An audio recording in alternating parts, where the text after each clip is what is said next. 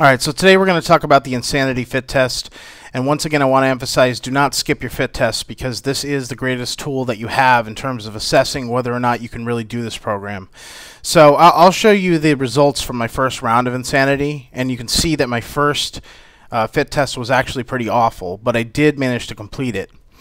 And I just want to say, if you can't complete the fit test, then there's no way you're going to be able to get through Insanity. It's just that simple. And I've actually decided I'm going to do an Insanity Fit Test today, just for fun, and I'll demonstrate it and give you my results and see where I'm at right now. So the fit test is about 20 minutes long. There's 8 exercises. You do as many repetitions as you can of each exercise, and there's about a minute rest between each one. So I'm going to go through each exercise right now so you can see what it really is all about. First move is switch kicks. Now, you'll notice Shaun T gets his legs up in the air pretty high. If you can't get as high as him right now, don't worry about it. Over time, your flexibility will increase. The next move is power jacks. And again, you may have problems with flexibility getting into that squat, but don't worry, that'll also improve over time.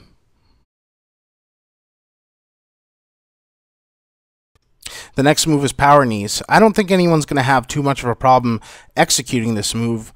Just pace yourself, and over time you're going to find that this is one of the exercises where you're going to make big gains. Okay, these are power jumps that Shaun T is demonstrating right now, and this is an example of how high impact Insanity can really be. Okay, these are globe jumps, and I've always found these to be the most challenging part of the fitness test, and I think it's because of where it occurs in the sequence of moves within the test. Okay, these are suicide jumps, and they may not look it, but they're actually pretty high impact, so I advise everyone to be safe, go easy, and just take things at your own pace.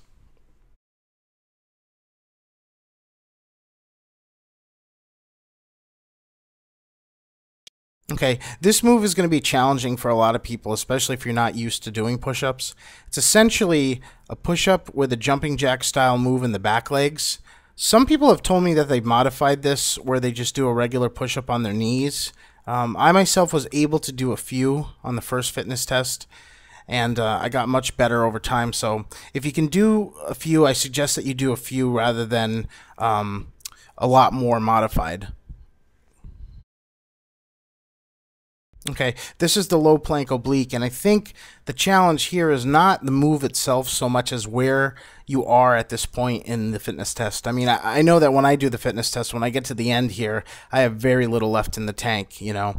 Another thing is you may not be able to extend your legs up as high and as far as he's doing right now, so just do the best you can, and over time your flexibility will increase.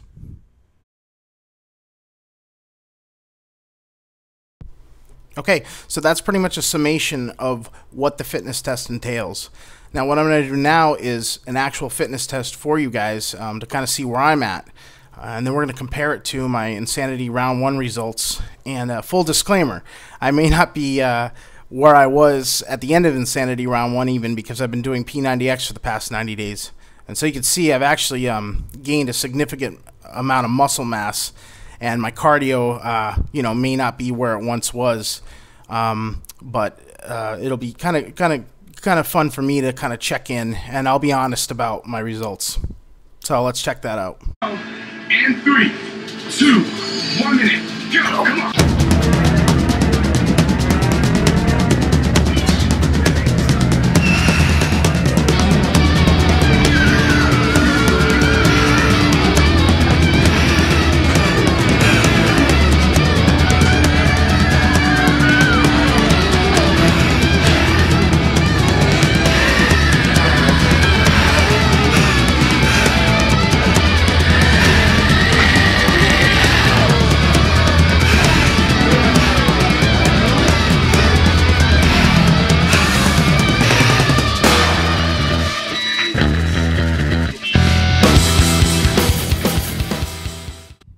Okay, so let's take a look at my results. I'm actually pretty happy with the fitness test I just took.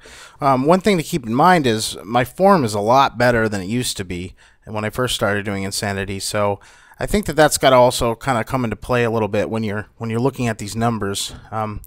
when you look at my couch potato results, which is the first fitness test I ever took, switch kicks, I only got 80.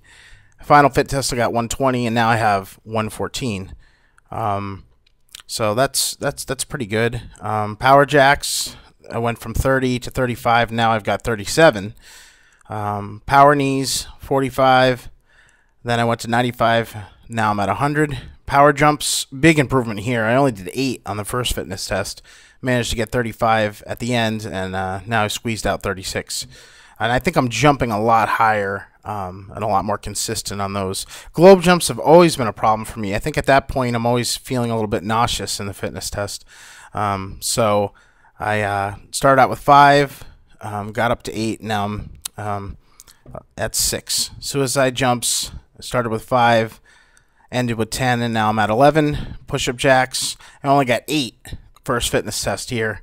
Went to 32 and got 26 this time, and I was kind of disappointed there because all the push-ups I've been doing with P90X, I thought I'd do a lot better, but I think I was just really fatigued at the end there. Low plank oblique, started with 20, went to 50, and now I'm at 37. So I think overall I'm somewhere in the ballpark of where I was when I finished Insanity.